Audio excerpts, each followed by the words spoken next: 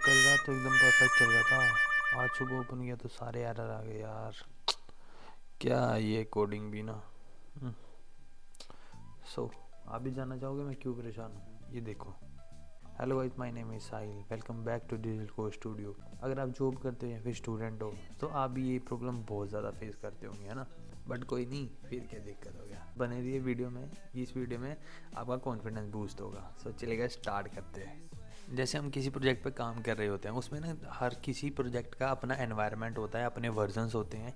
जैसे पीएचपी का अपना वर्जन होगा या फिर नोड का अपना वर्जन होगा। अगर मैं पाइथन पे कर रहा हूँ तो पाइथन का कौन सा वर्जन पे काम कर रहा हूँ, उस चीज़ का भी ध्यान रखना पड़ता है, ठीक है।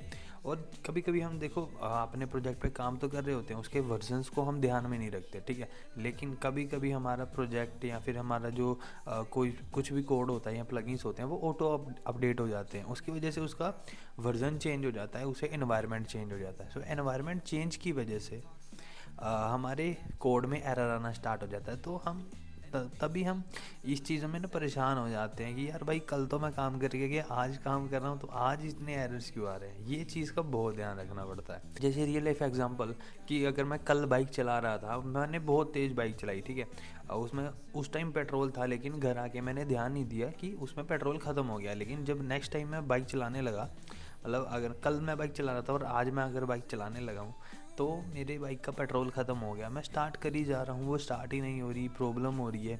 उसमें बाइक ख़राब नहीं हुई, उसमें उसका पेट्रोल ख़त्म हो गया। वैसे ही अगर हम किसी भी प्रोजेक्ट पे काम कर रहे हैं और उसमें कल सही चल रहा होता है और आज सही नहीं चल रहा होता, उसमें कुछ एरर आ रहे होते हैं, तो उसका मतलब ये नहीं कि हमारे प्रोजेक्ट ख़राब हो गया। उसका मतलब ये कि एनवायरनमेंट चेंज हो गया। एनवायरनमेंट की डिपेंडेंसीज के अकॉर्डिंग हमें अपना जो प्लगइन्स हो गए उसको कंपैटिबल प्लगइन को यूज़ करना पड़ेगा। जैसे ही हम अपने कंपैटिबल प्लगइन का यूज़ करेंगे, वैसे ही हमारा प्रोजेक्ट चलना स्टार्ट हो जाएगा।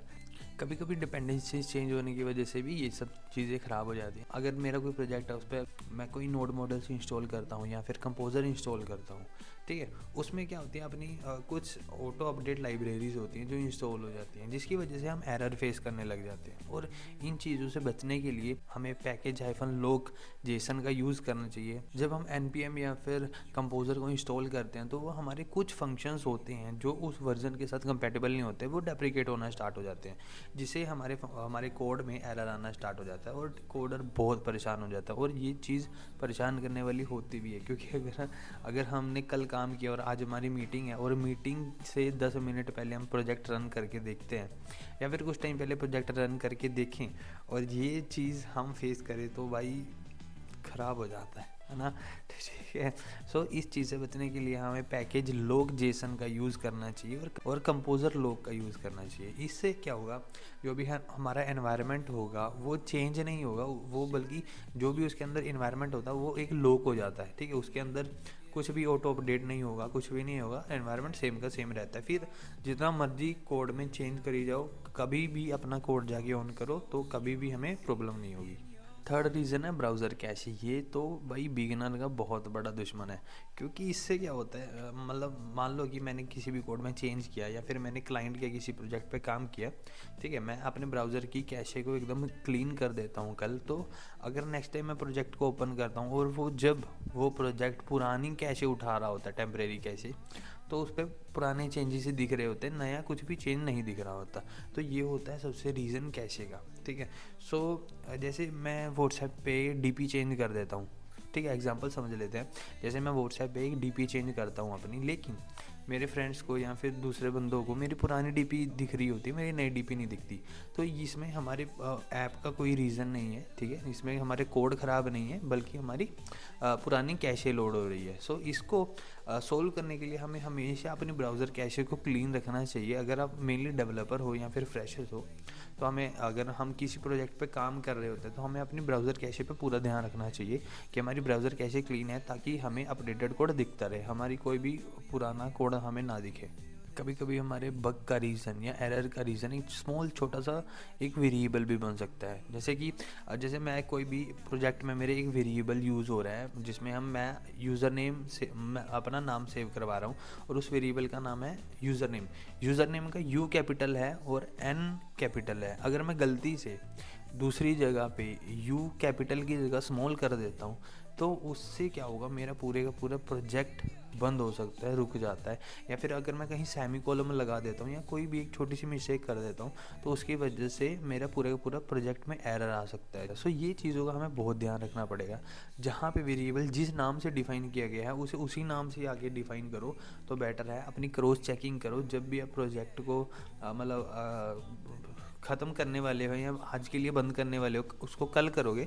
सो सबसे पहले अपने वेरिएबल चेक करो, उसको एनवायरनमेंट को रन करके देखो, ठीक है। और अपने प्रोजेक्ट को अच्छी तरह रन करके देखो कि कहीं एरर तो नहीं आ रहा। क्योंकि कभी कभी क्या होता है, हम काम करते करते एकदम अपना लैपटॉप वगैरह या सिस्टम बंद करके चले जाते हैं और अगले दिन जब खोल के देखते हैं तो वहाँ पे बहुत सारे एरर आए होते हैं, ठीक है। सो वो एरर जैसे एक छोटी सी मिस्टेक की वजह से होते हैं जो हम देख नहीं पाते हैं लास्ट मतलब हमने कल को अच्छी तरह ध्यान नहीं दिया होता। अगर कभी भी इन फ्यूचर आपको ऐसी प्रॉब्लम फेस हो तो आप सबसे पहले अपने वेरिएबल्स चेक करना, ठीक है, और सेमीकोलन वगैरह चेक करना कि प्रॉपर लगे हुए हैं या नहीं। सो आपका कोड एकदम स्मूथ चलेगा। कभी कभी हम एरर फेस करते हैं डेटाबेस की वजह से भी, ठीक है। मान लो कि मैंने डेटाबेस के टेबल में कहीं भी टेबल पे कहीं भी मेरा कोई कॉलम एग्जिस्ट कर रहा है जिसके अंदर मैं यूज़र्स का नेम अपलोड कर रहा हूँ या अपने यूज़र्स का नेम डिफाइन कर रहा होता हूँ, ठीक है। तो गलती से क्या होता है, या कोई बंदा डिलीट कमांड चला देता है या फिर कोई कॉलम डिलीट हो जाता है, तो उसकी वजह से हमारे प्रोजेक्ट में एरर आना स्टार्ट हो जाते हैं, ठीक है। हमारा कोड एकदम सही चल रहा है, लेकिन अगर डेटाबेस में से किसी ने गलती से उस पर्टिकुलर कॉलम को ही डिलीट कर दिया तो उससे हमारे प्रोजेक्ट पे इम्पैक्ट पड़ना स्टार्ट हो जाता है।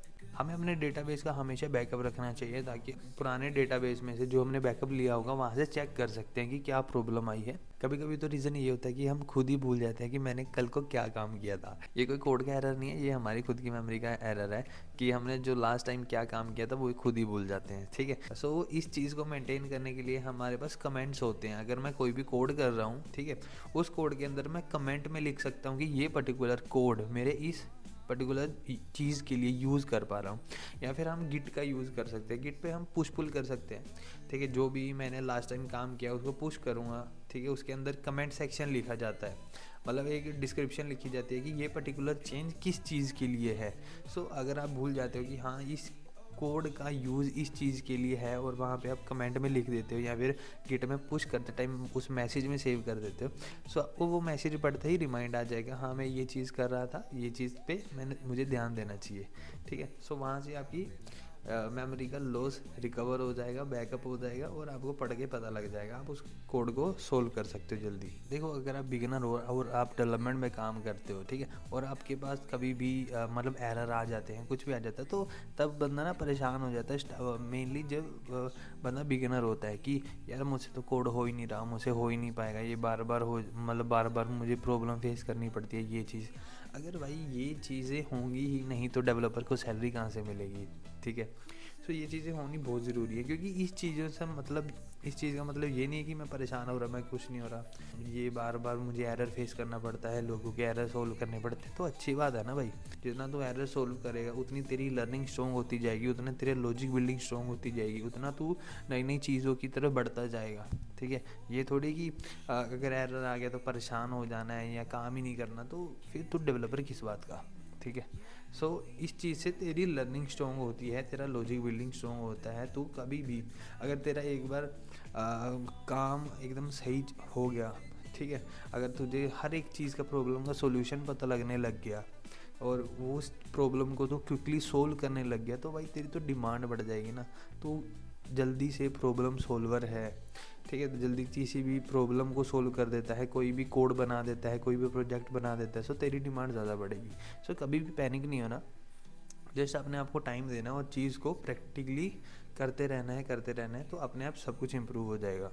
जो भी हमारे एक्सपीरियंस डेवलपर होते हैं, अगर वो कोई भी एरर को फेस करते हैं, वो पर्टिकुलर चीज़ की डॉक्यूमेंटेशन के बारे में पढ़ते हैं, उसको अच्छी तरह एक्सप्लोर करेंगे कि क्या क्या इसमें मेन पॉइंट्स हैं, उन पॉइंट्स को स्टडी करके डेबग करते हैं स्टेप बाय स्टेप और अपने प्रॉब्लम को सोल्व कर देते हैं, ठीक है। सो प्रोफेशनल ऐसे काम करते हैं। जो बिगिनर होता है वो यार जल्दी ही पैनिक हो जाता है, बट आपको पैनिक होने की ज़रूरत नहीं है। आप अपने खुद पर बिलीव करो और उसकी डॉक्यूमेंटेशन पढ़ना अच्छी तरह स्टार्ट करो। देखो जितना आप अच्छी तरह किसी चीज़ के बारे में स्टडी करोगे उतनी आउटपुट आपको जल्दी मिलेगी, ठीक है।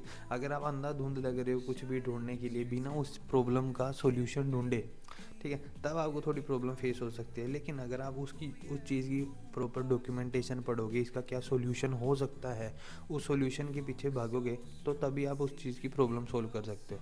तो इसी को कोडर कहते हैं। तो अगली बार अगर आप कभी भी एरर फेस करो या किसी भी चीज़ में स्टक हो जाओ, या फिर कल आपका कोई प्रोजेक्ट चल रहा हो और आज वो प्रोजेक्ट ना चल रहा हो, उसमें कुछ एरर आ रहे हो, तो इन पॉइंट्स को अच्छी तरह थोड़ा ध्यान से देख लेना और हर एक चीज़ का प्रॉपरली बैकअप लेके चलना। ठीक, सो होप गाइस आपको वीडियो अच्छी लगी होगी। लाइक शेयर सब्सक्राइब ज़रूर कर देना। मिलते रहेंगे आपको और वीडियोज़ के साथ। तो चलिए गाइस, बाय बाय।